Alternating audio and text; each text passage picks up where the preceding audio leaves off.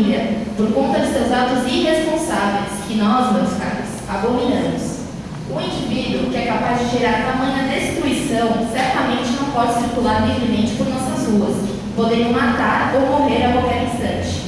O veículo do acusado nos mostra claramente de que tipo estamos tratando. Certamente vocês, cidadãos, já cruzaram com um tipo assim no seu caminho, ou ouviram histórias parecidas. Visto que a vítima realizou uma manobra ilegal, seria razoável dizer que o agente, acusado, acostumado a competir com outros veículos, se sentiu desafiado. A preferência é minha. Infelizmente, não é raro presenciarmos esse tipo de situação, ou acompanhá-los pelos noticiários de todo o país. Jovens inconsequentes, visando autoafirmação e popularidade, correm, matam e morrem por aí com seus carrões, realizando disputas, corridas ilegais, os famosos rachas, que nada incluem de bom para a nossa sociedade. Não se trata de um esporte admirável, mas sim de um crime, meus caros, que poderia ter sido cometido contra qualquer um de nós nessa sala. Peço que se lembre das características do veículo do acusado e a sua velocidade no momento do crime, não sendo possível caracterizá-lo como crime culposo, a partir do momento que o indivíduo que anda com um veículo adulterado justamente para correr mais, se encontrando numa velocidade de fato excessiva, não pode alegar que não assume os riscos dessa conduta. As inúmeras campanhas realizadas demonstram o perigo da direção perigosa e manifestamente ousada. São suficientes para esclarecer os motoristas da vedação legal de certas condutas, tais como racha ou a direção em alta velocidade. Assim, o condutor decidiu agir de forma nitidamente arriscada, demonstrando então o seu total desapego à segurança própria e alheia, devendo então responder por delito doloso. É de extrema importância verificarmos também a correta aplicação do dolo eventual dos crimes de homicídio no trânsito, diante da ameaça a um dos principais bens jurídicos protegido pelo ordenamento jurídico, a vida. A falta de uma punição mais severa a esses motoristas inconsequentes gera uma sensação de impunidade, acarretando um maior número de mortes no trânsito brasileiro. Isso faz com que nós, cidadãos de bem, não possamos desfrutar de um trânsito seguro. Sendo assim, eu deixo para vocês refletirem. É razoável que um indivíduo que tira a vida de uma pessoa, ferindo o bem jurídico mais importante, tenha como pena a realização de serviços comunitários aos finais de semana? A vida humana é comparável à entrega de cestas básicas?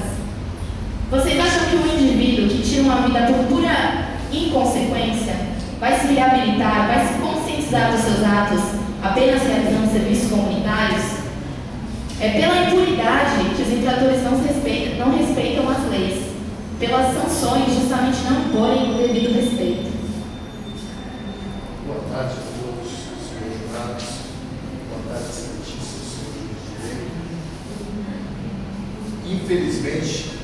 Infelizmente, eu venho aqui perante os senhores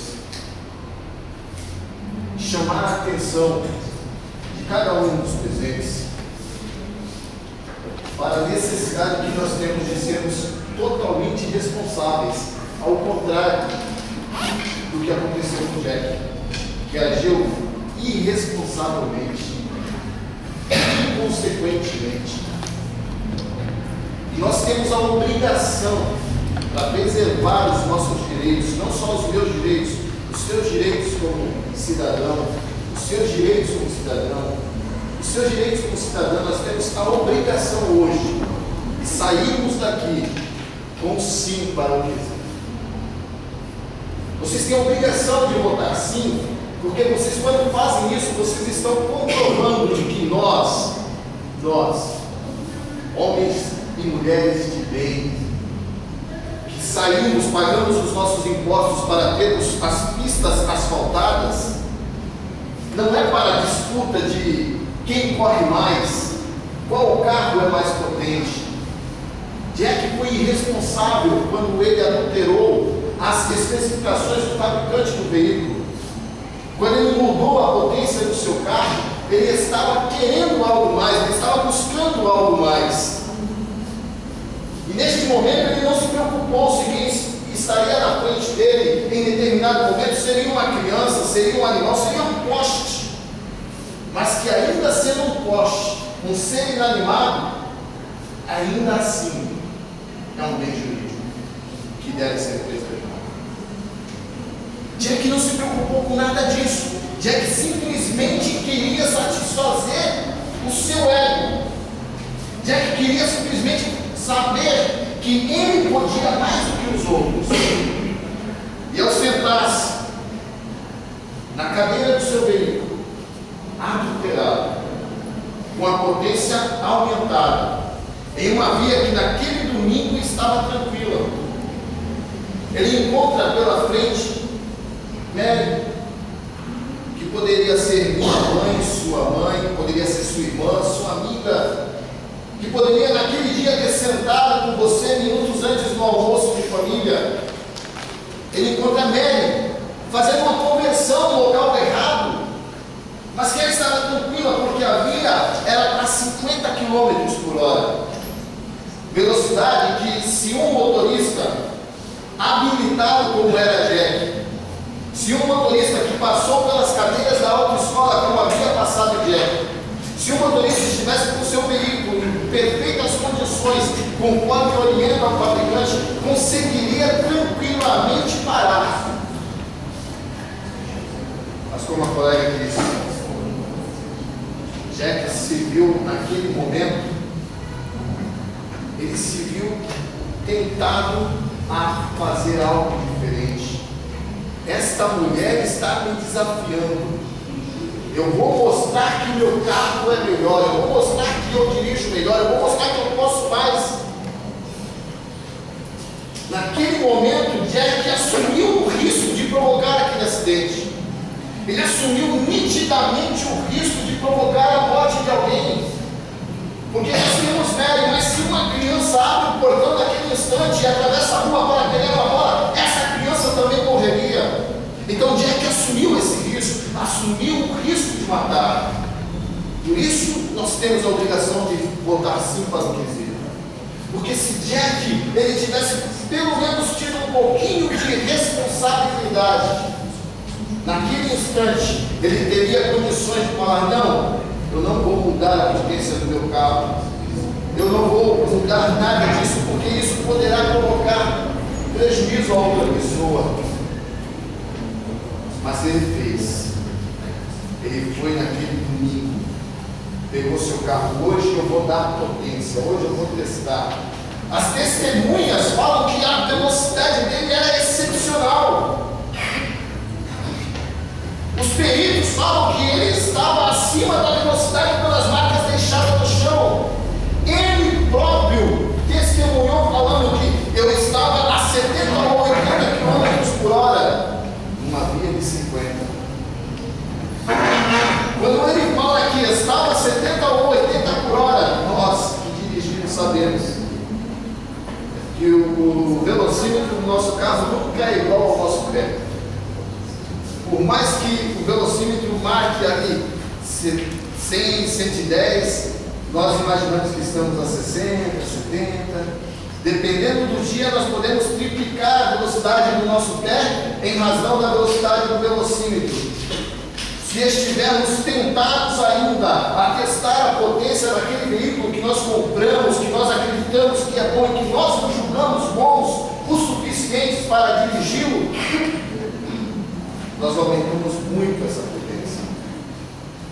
Os senhores que dirigem sabem que quando nós pegamos uma pista livre à nossa frente, o nosso pé fala mais alto do que a nossa mente, e nós assumimos o risco de provocar acidentes naquele momento. Se o nosso carro não estiver em perfeitas condições, o risco é maior ainda. E se nós tivermos deliberadamente modificado as especificações do fabricante do automóvel, nós assumimos totalmente o risco de provocar acidentes. Jack fez isso. Jack aumentou a potência do seu carro, mas ele substituiu o sistema de freios. Será que ele substituiu também o sistema de injeção eletrônica? Será que ele fez as coisas necessárias para trazer a segurança para o veículo? Não, ele aumentou a potência do seu veículo. É bom frisar também, vocês se lembrem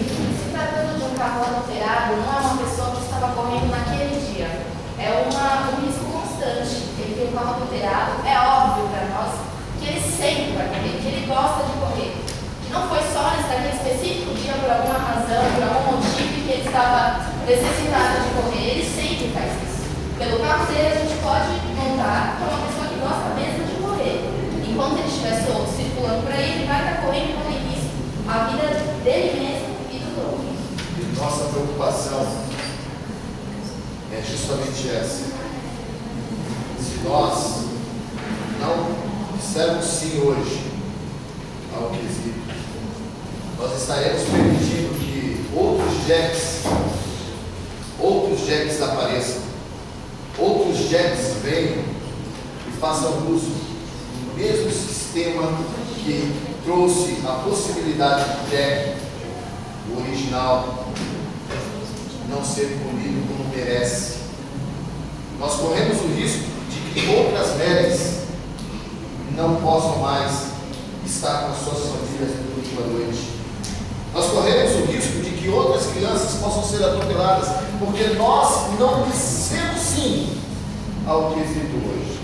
Por isso que nós, enquanto cidadãos, cumpridores dos nossos direitos, e que velamos pelo bem do próximo, não só pelo nosso bem, mas pelo bem do próximo, nós temos essa obrigação hoje, de com a nossa consciência tranquila, a nossa consciência no maior estado de pureza, hoje falarmos: Jack cometeu um crime de dolo intelectual. Jack previu e assumiu o risco de que não conseguiria segurar o seu veículo e poderia vir a matar alguém.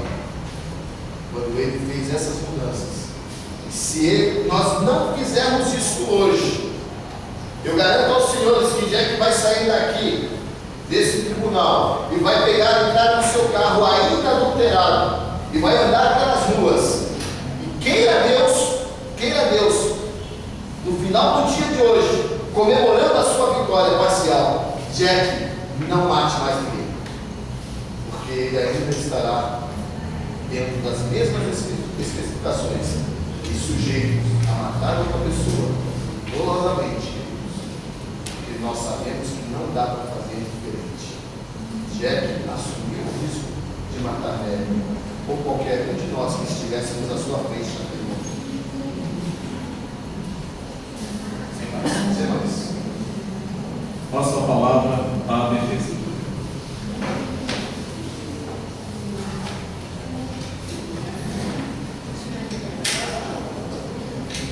Primeiramente, muito boa tarde, senhor meritíssimo juiz, presidente do tribunal. Quero também cumprimentar os nossos nobres colegas, doutores e promotores de justiça, que desempenharam um brilhante papel, demonstraram ser oradores natos, pela facilidade de todos os argumentos. Quero parabenizá-los por isso. Também quero cumprimentar os senhores e senhoras jurados que nos honram com suas presenças nessa instituição democrática que é o júri. Cabe esclarecer aos senhores jurados que o júri é o melhor instrumento para decidir o presente caso. Até mesmo Tata Vênia, que o nosso meritíssimo, que precisou estudar muito, fez concurso, porque Vossa Excelência lida tanto com bandidos que pensa a todo momento, os réus vão lá e tentam persuadi-lo, tentam enganá-lo, tentam mentir para ele, e por ele lidar tanto com essas situações, ele acaba se deformando com o passar do tempo, e acha que todos que estão ali merecem ser punidos, merecem ser condenados, diferentemente dos senhores, que estão aqui para julgar o presente caso, de acordo com a essência, de acordo com aquilo que for apresentado para os senhores, para poder formar então as suas decisões. Vocês devem julgar o presente caso de forma imparcial e especialmente utilizando alguns critérios de razoabilidade e credibilidade, até porque nenhum de nós estávamos lá quando isso aconteceu. Nós não sabemos exatamente como tudo ocorreu, a não ser fazer a reconstrução histórica dos fatos. E isso nós temos com as provas, com os laudos técnicos que a perícia logrou apurar, assim bem como com os depoimentos que as testemunhas colaboraram. Então, mediante tudo isso, todas as provas que os senhores irão tomar conhecimento, os senhores então poderão formar suas convicções e então se fazer justiça. Pela explanação dos nossos novos colegas, eu até imaginei que no final fossem pedir pela absolvição, até porque não tem tantas provas para incriminar o Jack em curso no artigo 121. Mas não, eles preferiram contar histórias, preferiram fugir da matéria no exame, eles inventaram coisas que não estão presentes nos autos e especialmente ocultaram algumas informações essenciais para se analisar o fato de como realmente aconteceu.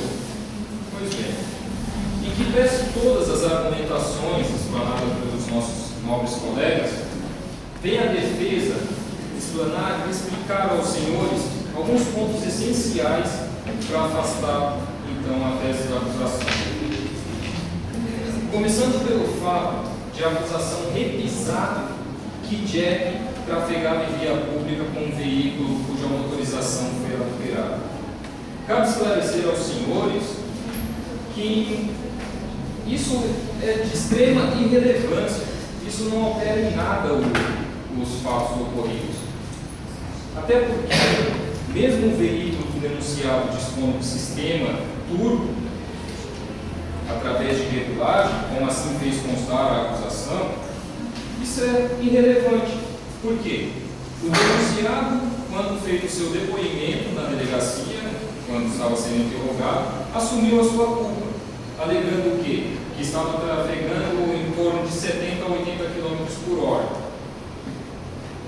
Cabe informá-los que, mesmo fazendo assim uma comparação com o veículo de Jack e o fato ocorrido, se nós fizermos uma comparação com o que de fato aconteceu, até mesmo um outro veículo que não tenha nenhuma adulteração no motor teria causado o mesmo resultado. Isso por quê? Leva-se em conta o quê? A velocidade real e o peso do veículo. Então, Jack assumiu, não, ele estava a 70 ou 80 km por hora, não de maneira excessiva, como bem argumentou os nossos colegas. Logo, pouco importa se o veículo de Jack chega a 300 km por hora, se possui um motor de uma Ferrari e uma carroceria de um mero golzinho, até porque isso não constitui crime, né? E o que os senhores devem realmente se atentar é exatamente na velocidade quando ocorreu o evento no Mar de Mel, e não se o veículo chega a 300 km por hora. Conforme disposto no artigo 230, inciso 7 do Código de Trânsito Brasileiro, diz o seguinte: conduzir o veículo, inciso 7, com a cor ou característica alterada, infração grave, penalidade de multa, medida administrativa de retenção do veículo para regularização. Como os senhores podem analisar, não é crime que o Jack fez, ele adulterou a motorização. Mas a acusação ela insiste nessa tese justamente para tentar demonstrar aos senhores uma conduta negativa de Jack, uma conduta que é reprovada pela sociedade. Entretanto, não conseguiu comprovar a velocidade. Pois bem, superada essa questão, passemos então a analisar o que de fato ocorreu naquela data, em 25 de abril de 2004, em uma tarde de domingo. A vítima, senhora Mary, ela acabara de sair de uma concessionária, felicíssima por ter comprado um novo veículo. Estava tão contente que até se esqueceu das regras de trânsito. Pois bem, cabe esclarecer alguns pontos a respeito da via onde ocorreram os fatos. A vítima ela sai dessa concessionária, entra aqui à sua direita. Como os senhores podem ver, a via ela possui duas mãos de direção em sentidos contrários. E por ela não possuir um canteiro central, né, como é comum em grandes avenidas, a exemplo aqui até mesmo da nossa Avenida Ana Costa, onde tem aquelas palmeiras plantadas por toda a sua extensão, fazendo a separação das pistas, na Avenida Direitos Humanos isso não existe. O que existe? Existe apenas uma sinalização horizontal zebrada, que é um indicativo de proibição de conversão sobre ela, conforme dispõe no artigo 193 do Código de Trânsito Brasileiro. Transitar como veículo em calçadas, passeios, passarelas, ciclovias, ciclofaixas, ilhas, refúgios, ajardinamentos, canteiros naturais e divisores de pista de rolamento, acostamento, marcas de canalização, gramados e jardins públicos, infração gravíssima e penalidade de multa de 3 meses. Como os senhores podem ver, Mary infringiu um artigo do Código de Trânsito, quando transitou sobre divisores de pista de arrolamento. Pois bem, como dito agora há pouco, Mary saiu da via, entrou à sua direita, e em poucos metros não se sabe exatamente o porquê ela decidiu cruzar de forma abrupta e inconsciente sobre as faixas zebradas. Conforme os senhores podem ver, ela vinha por esta mão. Muito provavelmente, como os senhores podem ver, aqui já teria um canteiro central, e o retorno é excessivamente longe. Então, o que ela decidiu fazer? Ela veio por aqui, como ela terá que andar muito mais para fazer o retorno, de forma imprudente e negligente, entra na outra mão, vindo abalroar o veículo de Jack. Logo, causa tamanha estranheza dos nossos nobres colegas querer afirmar que, por conta de Jack empregar velocidade excessiva e incompatível para o local, veio colidir contra o veículo de Mary. Está evidente, senhores, que quem deu causa ao acidente foi a própria Mary, que de forma abrupta e sem esperar o veículo que vinha na mão contrária, adentrou na frente do carro de Jack, causando-se então o dano e, consequentemente, a sua morte. Se não fosse o fato de Jack ter assumido a sua parcela de culpa no interrogatório quando alegou que estava acima da velocidade, pouco acima, não de forma excessiva, como a acusação tenta imputar, Jack nós não estaríamos, aliás, aqui discutindo o presente caso, porque está comprovada a culpa exclusiva da vítima. Ou seja, nós não precisaríamos estar despendendo todo este tempo em argumentações, sobrecarregando o judiciário, simplesmente para discutir este caso, porque foi nada mais do que Mary quem causou todo o evento. Porém, como o direito penal não reconhece, não admite a compensação de culpas, nós estamos aqui para poder defender Jack tão somente naquilo que ele deu causa, que foi a imprudência ao dirigir pouco acima da velocidade. Bom, o denunciado foi em curso nas sanções do artigo 121, parágrafo 2º, inciso 4 do Código Penal, que diz o seguinte: Artigo 121. Matar alguém, pena, reclusão de 6 a 20 anos. Parágrafo 2º. Se o homicídio é cometido, 4. A traição de emboscada ou mediante dissimulação ou outro recurso que dificulte ou torne impossível a defesa do ofendido. Bom, mediante isso, por isso que nós viemos à presença de vocês, senhores, pedir que, se ele não for absolvido, que seja pelo menos desclassificado o crime de homicídio doloso para homicídio culposo no trânsito segundo artigo 302 do Código de Trânsito Brasileiro, que também diz o seguinte: Artigo 302. Praticar o homicídio culposo na direção de veículo automotor, penas, detenção de 2 a 4 anos e suspensão ou proibição de se obter a permissão ou a habilitação para dirigir veículo automotor. Portanto, em todas as provas está evidente que o denunciado não agiu com dolo eventual. Nisso se faz trazer aos senhores a definição do dolo eventual segundo o entendimento de Alexandre Monteiro de Almeida. No dolo eventual, o agente sabe que o resultado lesivo pode vir a ocorrer, mas age com indiferença, aceitando e assumindo o risco de sua produção. É de suma importância o dolo eventual que o agente anteveja a possibilidade do evento danoso, ou seja, que ele tenha a previsibilidade do resultado. E ainda é preciso que o agente demonstre-se indiferente com sua possível produção. No caso em exame, é inadmissível falar em dolo eventual, pois Jack, em momento algum, previu e assumiu o risco de produzir o resultado, conforme que por entregar a velocidade excessiva em um local incompatível, assumiu o risco de produzir a morte de Mary. Conforme o artigo 156 da primeira parte do Código de Processo Penal, o ônus probandi, que diz... Artigo 156. A prova da alegação incumbirá a quem a fizer. Ou seja, cabe a quem alega. A acusação não provou a real velocidade de Jack, nem por meio de perícia técnica, nem mesmo por depoimento de testemunhas arroladas.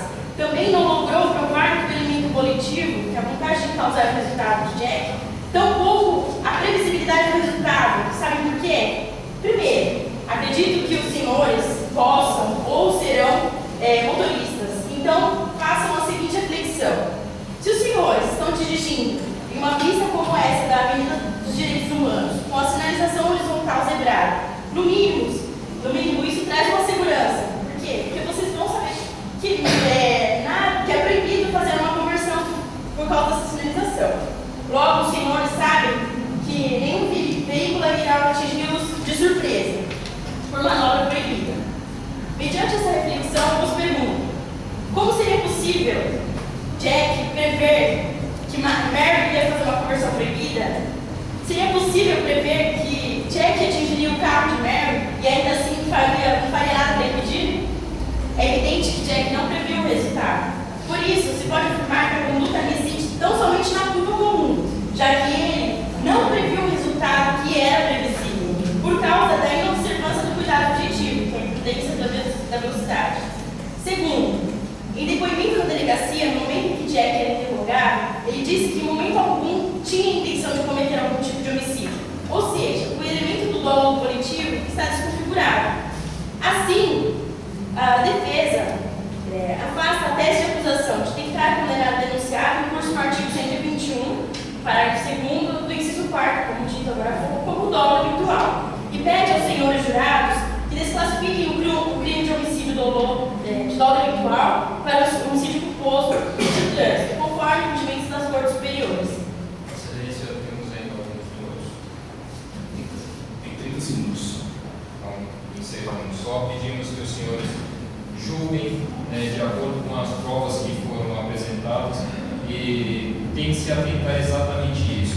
Se a acusação não conseguiu comprovar a real velocidade, então que os senhores julguem ao menos para desclassificar o crime como dolo eventual, porque está caracterizado que Jack não previu o resultado e tampouco assumiu o risco de produzir, já que Mary é quem foi a vítima, quem foi a causadora exclusiva. Senhor advogado de defesa, obrigado. Senhores membros do Ministério Público, os senhores desejam fazer uso da réplica? Os senhores terão 10 minutos para fazer uso da réplica.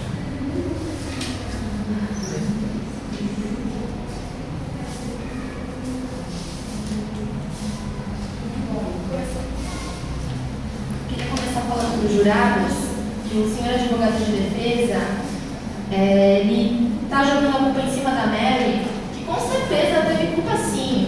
A manobra dela era ilegal e ela seria condenada pelo ilícito administrativo normalmente. Só que se Jack estivesse conduzindo de acordo com as leis, porque é lei conduzir uma velocidade em que se tenha domínio do veículo, a fim de poder evitar o acidente, parar quando possível, ele deveria ter feito isso. Então, o acidente foi causado pelo Jack, que ele poderia ter parado. E outra coisa, como ele não assume o risco de dirigir em alta velocidade o carro era de borracha, o carro era de plástico, porque dirigindo um carro normal em alta velocidade, é óbvio que a gente assume o risco de qualquer acidente, de lesionar a vida ou qualquer outro bem jurídico. Senhores jurados,